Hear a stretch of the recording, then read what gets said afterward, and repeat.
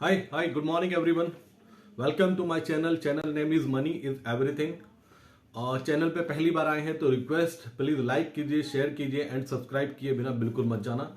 और दूसरा bell icon press कर देना जिससे कि मार्केट आवर्स में भी जो वीडियो आए तो आपके पास सबसे पहले पहुंचे। तो गाइज मैं वेलकम करता हूं, आज बहुत अच्छे टॉपिक पे एक छोटा सा वीडियो आपके लिए लेकर आया हूं जो जानना चाहिए आपको। कल से एक न्यूज आपको सुनने को मिल रही होगी, शॉर्ट सेलिंग बैन हो गई है, शॉर्ट सेलिंग बैन हो गई है, आरबीआई ने शॉर्ट सेलिंग बैन कर दी है। इसकी डिटेल में बात करेंगे। नेकेड शॉर्ट सेलिंग बैन कर दिए आरबीआई ने। कल एक सर्कुलर निकाला है जो लेट मार्केट के बाद अपडेट हुआ। मुझे ऐसा लगता है जो मार्केट में लास्ट में एक शॉर्ट कवरिंग या कवरिंग देखने को मिली या एफआईस की बाइंग देखने को मिली, उसका रीजन यही था क्योंकि और कोई ऐसी न्यूज नहीं थी कि उस न्यूज की वजह से इतनी तेज शॉर्ट कवरिंग या बाइंग दिखाई दे मार्केट में लास्ट 1 आवर में।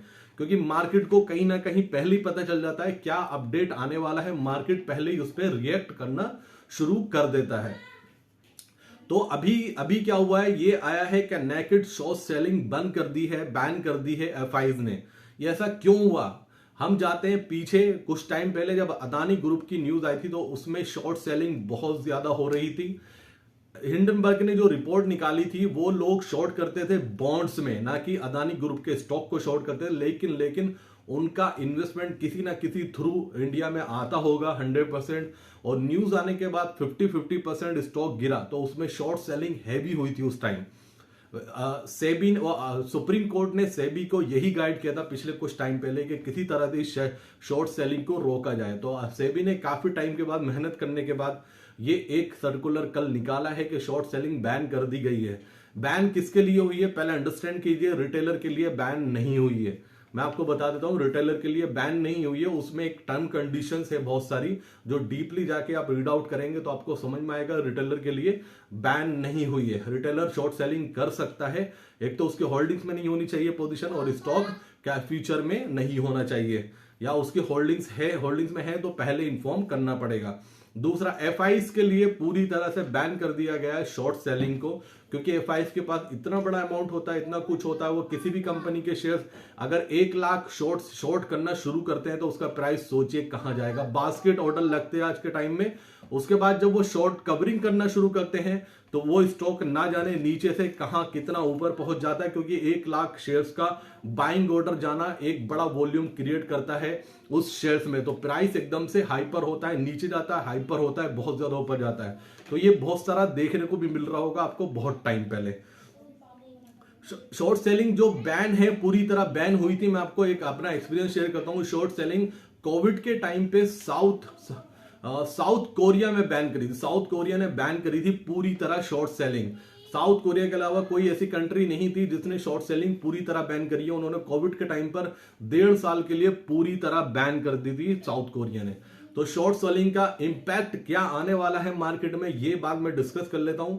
सब लोग निगेटिव बोल रहे हैं, लेकिन मुझे लगता है इसका इंपैक्ट आपको पॉजिटिव देखने को मिलेगा इंडियन मार्केट में। मार्केट इस सर्कुलर को पॉजिटिव लेगा और मुझे उम्मीद है मंडे एक पॉजिटिव इंपैक्ट मार्केट पे देखने को मिलेगा और वो अच्छा खासा होगा।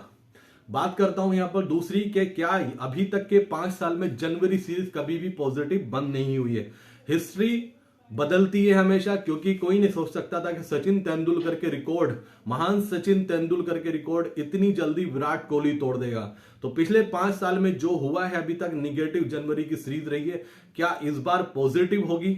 मुझे तो ऐसा लगने लगा है, क्योंकि ये जो न्यूज फ्लो आ रहा है वो पॉजिटिव है। दूसरा, अगर नॉर्थ कोरिया और साउथ कोरिया की कोई बड़ी निगेटिव न्यूज नहीं आती है किसी तरह से, क्योंकि जो नॉर्थ कोरिया ने एक्शन लिया था साउथ कोरिया पर, अगर वहां से रिएक्शन नहीं आता तो मार्केट में एफआईएस का फ्लो आना शुरू हो गया तो शायद एक बाइंग आपको देखने को मिले। तो मुझे लगा कि मैं आपको ये अपडेट कर दूं शॉर्ट सेलिंग में क्या आया है। गाइस, यहाँ पे ये चीज नहीं है कि शॉर्ट सेलर बुरे होते हैं, शॉर्ट सेलर बुरे नहीं होते, शॉर्ट सेलिंग बुरी नहीं होती है। क्योंकि कोई भी स्टॉक अगर 7 से 8% बढ़ता है उसको सर्किट लगवाने में शॉर्ट सेलर का ही हाथ होता है। क्योंकि 8% ऊपर जाने पे कोई रिटेलर का दम नहीं होता, कोई बाय करने वहां पर जाए, कोई किसी को एडवाइस नहीं करता, क्योंकि 8 से 10% वो बढ़ चुका है।